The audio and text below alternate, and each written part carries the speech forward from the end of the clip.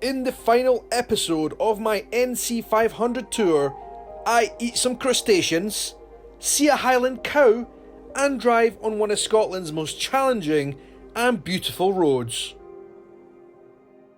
Good morning everyone, welcome to the Scottish Highlands, welcome to another day here on the road, day 3 of our North Coast 500 road trip. Thanks very much for tuning in. If you're new, have you subscribed? If not, why not? Hit the button and hit the bell. We're waking up this morning in a place called Scourie in the Scottish Highlands, far northwest corner of the Scottish Highlands. Starting at Scourie in the northwest coast, today's drive would take us from Ullapool down to Torridon and then Applecross before heading back towards Inverness. As it would be the longest drive of the trip and over the toughest terrain, it's a good thing our B&B has a charger where I can plug in the Tesla overnight. That's not too bad, to be honest with you. So it's telling me that the car has charged half exactly and I've got 172 miles in the tank. So it's went from 60 miles or 50 miles that I had when I arrived here to 172, which is alright.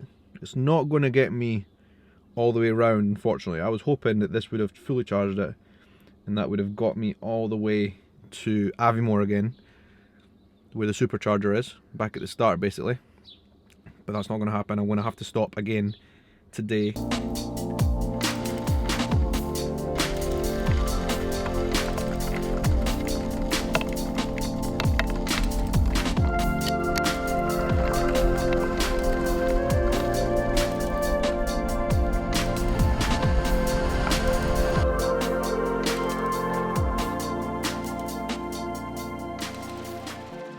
Alright, we've just taken a wee stop at some random stopping point. I don't even know where we are, to be honest. Somewhere between where we were staying at Scourie and Ullapool. I saw a really beautiful sight that I thought that would be a nice time lapse, so I'm doing that. We had a wee stop with the drone flying, having a bit of a sugar break. And by sugar I mean tablet. That is just Scotland's gold. My goodness. A wee bite of that and you're good as gold. Did something a wee bit stupid earlier. I was doing one of those kind of Top Gear style. You set the cameras up and you drive past it a few times to get the shots. Put the cameras down, set off, realised the boot was open. Wide open. Luckily, nothing fell out. I was going at a perfectly safe speed as well.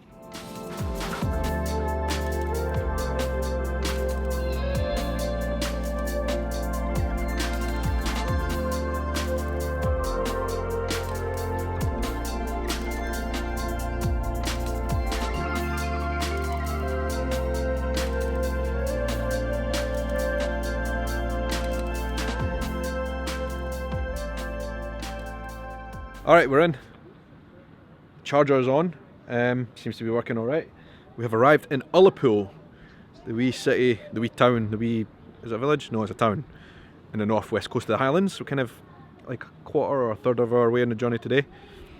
All you need to do is put your Charge Scotland card, swipe it up against the thing, and it starts. Which I think costs 20 quid a year, the Charge Scotland card. That's all it costs you to fill this car up at any of these points, which is pretty amazing. So we're going to sit her down charging for a while, go for a wee wander around Ullapool, I guess, see what it's like here. It's on the NC500 route, it's part of the journey.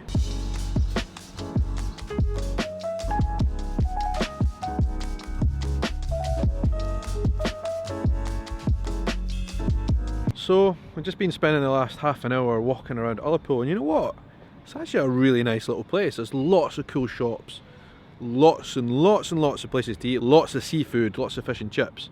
I am impressed. I didn't really have any expectations for Ullapool because, like a lot of the Highland towns in these sort of parts are lacking sometimes. Lacking in food options and lacking. But actually Ullapool is really, really nice. And we've already seen somewhere we would like to eat because it just looks good. We did stay in Scourie, which is about 45 minutes away from here up the road. Should have stayed here last night, we'd have had much better food options because last night we literally ate the worst chicken burger I've ever had in my life. And it wasn't cheap either. That's the problem with the Scottish Highlands. A lot of the places do overcharge for basically microwave foods. I'm not going to lie. And when you're travelling on a budget, restaurants here in Scotland are very expensive. 25 quid a person, which is a lot. if you are on a budget travelling, you've got a lot of places to go. So we paid like, what, 12 quid each for honestly horrendous burgers, horrendous. Anyway, Ullapool's nicer, even got nice colourful walls. But we're going to go up there and get some food because you can just smell it. It smells good seafood. Finally, something decent to eat on this trip. We haven't had many good meals so far, I must be honest. I mean, that's what I keep saying to people who are coming to Scotland, and a lot of people don't believe me, but we're not known for our food here. Here in Scotland, if you want like a reasonable price, like 10-15 quid, the standard is really, really poor. It's difficult to find somewhere good for like what I would consider actually quite a lot of money. If you want good food here in Scotland, you have to pay like through your nose for it, basically. That is the problem here. I'm being honest, I'm from Scotland, I know what I'm talking about. Anyway, we have found somewhere that looks alright though here in Ullapool. Let's go and check it out. I saw something on the menu that caught my eye. Spinies, a local seafood crustacean dish, and I was keen to try them out.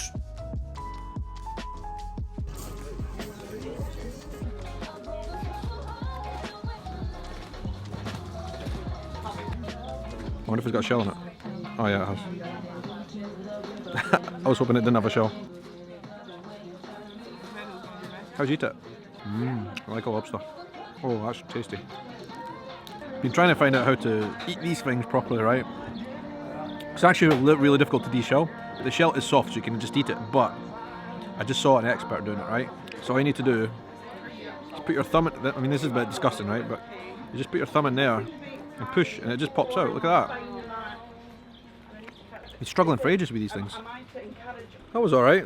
Those spiny things were really good. It's a shame I only learned how to de-shell them right towards the end, because I made a right old mess of that. Fish and chips were a wee bit plain, but Brazilian fish and chips are very strongly flavoured, so quite difficult to live up to Brazilian expectations with fried fish, to be honest with you. But you know what? It was alright. Something different, and it's a nice area to sit down in. One of the better places I've stopped on this route, definitely. I'm gonna get some ice cream now, I think, and then hit the road.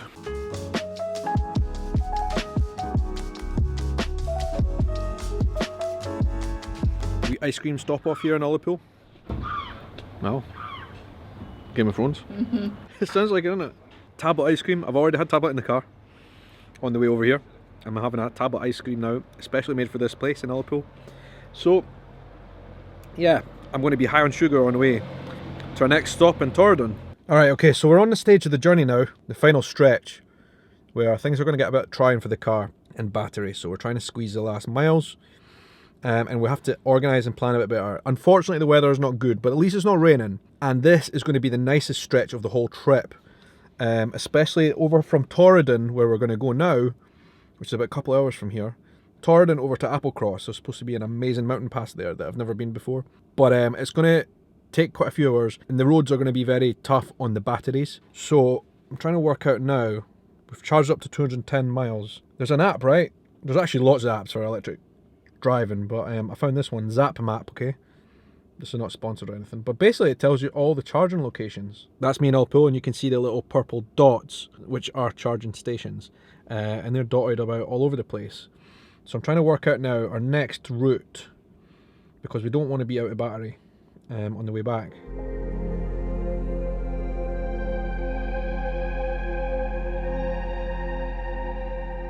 Okay, not so far from Ullapool actually. We've stopped at a place that a lot of people have posted photos of online and is famous, so I think we should stop. It's the Bealach Gorge. I'm not sure if I'm saying that right, but anyway, Bealach Gorge. We thought we'd take a peek because like we don't want to miss something spectacular like that. Bloody hell. Oh my god, that's high. I did not expect it to be this high. You're only allowed 6 people on this bridge at one time apparently. It's a suspension bridge. Oh my word, that is high. It actually shakes and moves as well. Bloody hell, that's high. So high. Alright. Oh my god, it moves. Don't like that, don't like that. I'm getting off. I love the pine forest through here. You can really smell it. Fresh Scottish air. That bridge did scare me, but there's also a viewing platform of the gorge right here as well, which also says no more than 6 people on it, so Fingers crossed, no mishaps.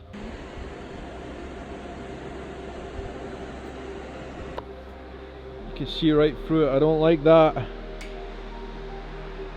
Oh my god.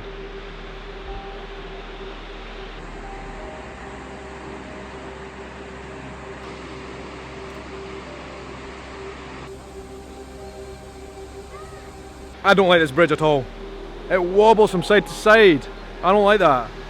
It's too high, it's way too high. Honestly, oh my god, down there.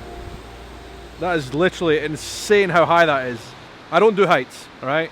One thing I don't do. Adventure everything except heights. You can see it here, look.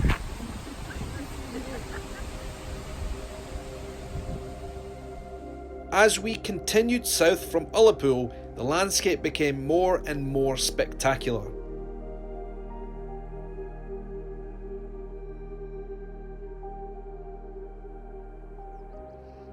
The sun's decided to come out. There are beaches down there. I've seen nicer ones, but they are nice. Look, what scenery on a night like this. We've got a lot of road to cover in a few hours now, and the sun's out. I can't believe it. I'm gonna do a Sundance. The road just gets better and better as well. That was such a steep climb there. Good fun. The car just handles it like a breeze, honestly. But we're going back in. We've got more ground to cover.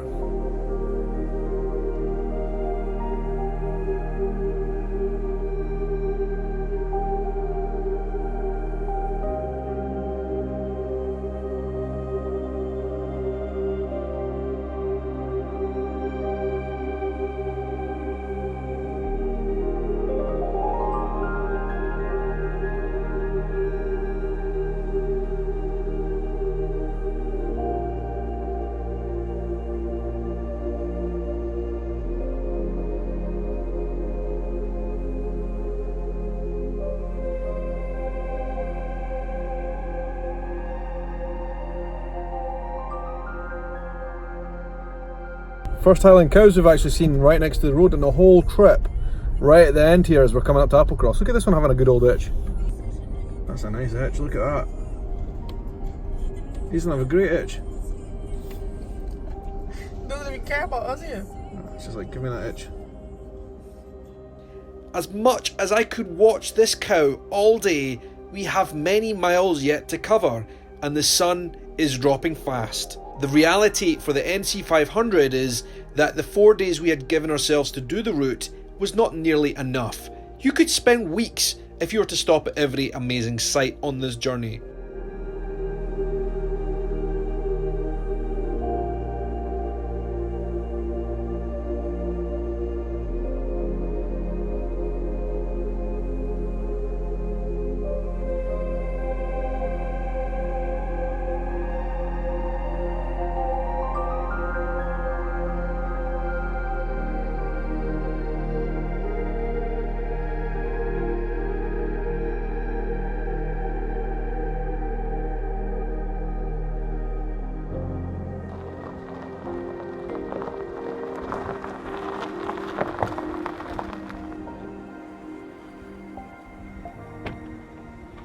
Funny, just as we pulled up here, there's a Jaguar F-Type right there.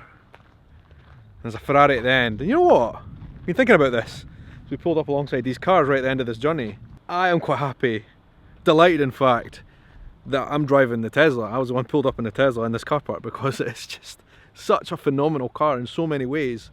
And it really made this trip, it really made it special. Like, I'd never driven an electric car before.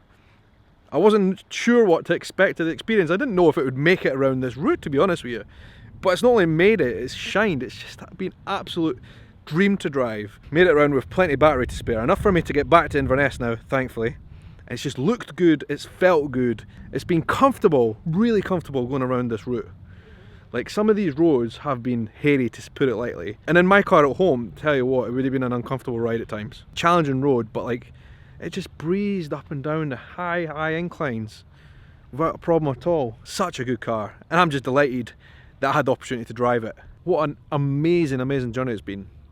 It's been absolutely phenomenal. We've arrived here now in the sunshine. The water, the ocean over there, is flat as a mirror. While the end was in sight, the best was yet to come.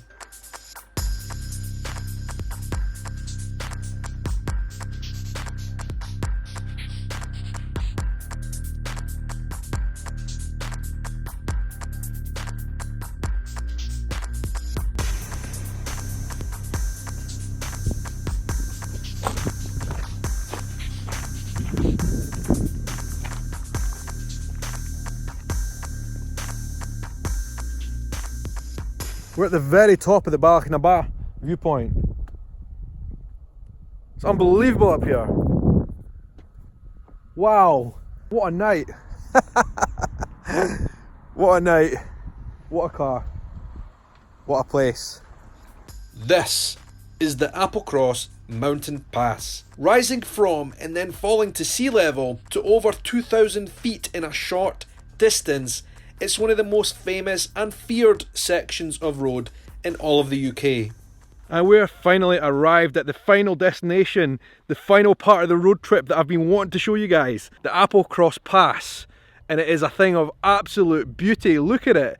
And the sun is shining as if I set it up perfectly at sunset. But listen, there is a little bit of method behind the madness here. I did choose a time to come here when I knew it would be a little bit less busy, because this place right here, because its popularity on the NC500 route, has become a bit of a supercar playground at certain times of the day and certain times of the year as well. And it just becomes like an absolute mayhem. The passing places become havoc. And I'm at a time now, just as the sun's setting really late in the evening, there's like hardly anybody coming past. I've been here for 15 minutes, I've not seen a single car, which is perfect. I'm going to take my car down it, I'm so excited. You know, one of those roads, it's like a famous person almost. You feel like you know it. You've seen it so much online and all that kind of stuff, but you've never actually been on it. And now you're nervous because you're about to meet this famous person you've always wanted to meet. That's how I feel about this road right here. This is my celebrity crush that I've always wanted to meet. And I'm finally here, I'm about to shake their hand. I'm about to ask for the autograph. And I'll be going down in the Tesla. Oh, I'm excited to get on this road, get going for the final stretch of the NC500. It is exhilarating standing up here on the Bealach. What a place, what a drive, what a road trip. One of the best road trips in the world? I don't know, I've not been around the world. But as far as the places I have been, this is certainly up there with one of the best. The best place that I've ever seen. It is incredible, this road trip. I urge you all, doesn't matter if you're from Scotland or if you're coming to Scotland or whatever, I urge you all to consider doing this trip because it is worth it. Right, before the sun finally disappears, I better get myself down this path. And we're crawling along now after this because there are no battery stops from here until close to Inverness. And it's telling me the B&B where I'm staying tonight, which is 20 miles from Inverness, will leave me with 10% battery. So the challenge isn't over yet. I haven't completed it yet until I get back to Inverness, and I might not make it on the battery. Fingers crossed, that would be bad. There's only one thing left to do. Let's go over the pass.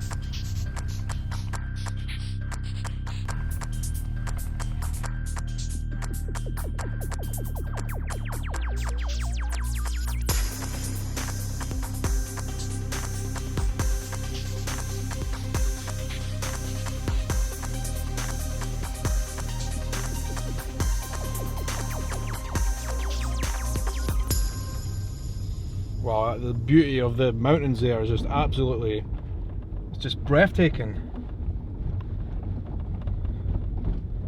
Just no other words for it.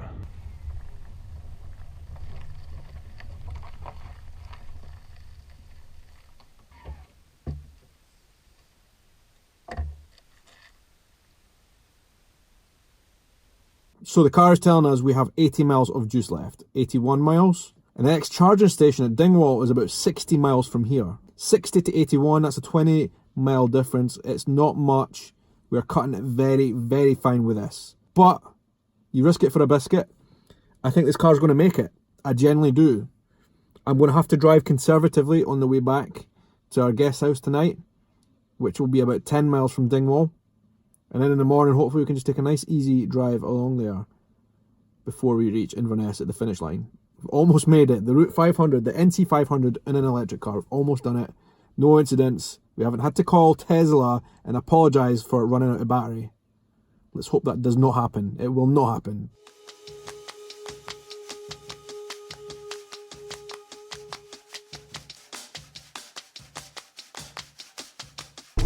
Welcome to another day on the NC500 in the Scottish Highlands, but this is the end of the journey.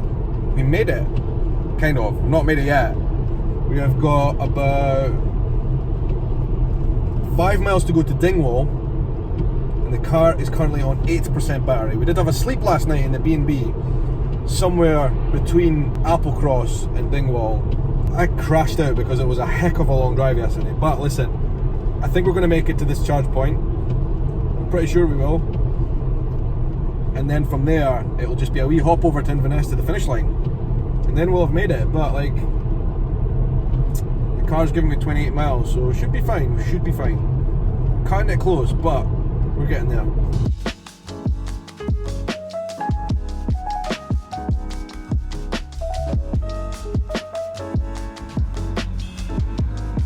So we appear to have made it safely to the charge point here in Dingwall.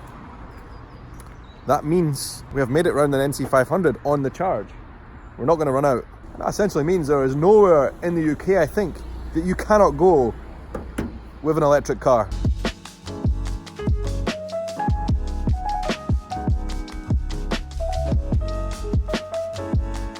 Alright, top tip if you're ever passing this way in Dingwall on the NC500, because this is on the NC500 route still, right? We've not quite finished yet. This place here, best Scottish pies I've ever had. And I'm not saying that lightly, because I've had a lot of pies, trust me. Mince pie with baked beans and mashed potato on top. From that place right there, absolutely delicious.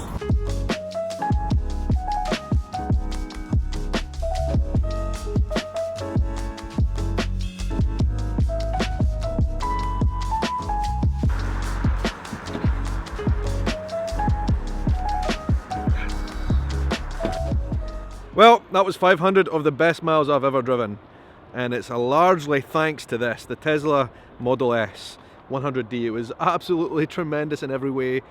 I am lost for actual descriptive words for this car. It is just phenomenal. Performance levels you would usually find in a supercar, and yet it's comfortable. It's got 5 seats, 5 heated seats. But listen, that was half the story. That was half of the adventure, half the fun, because the other half was that tremendous road starting and finishing on the Keswick Bridge right here in Inverness. And with that, there's nothing really more to say at the end of this journey around the NC500 other than it has been a privilege and a pleasure, and until the next adventure, I will see you on the road. Please don't forget, this video is part of a 4-part series. You'll find the links to the other videos in the series in the description below.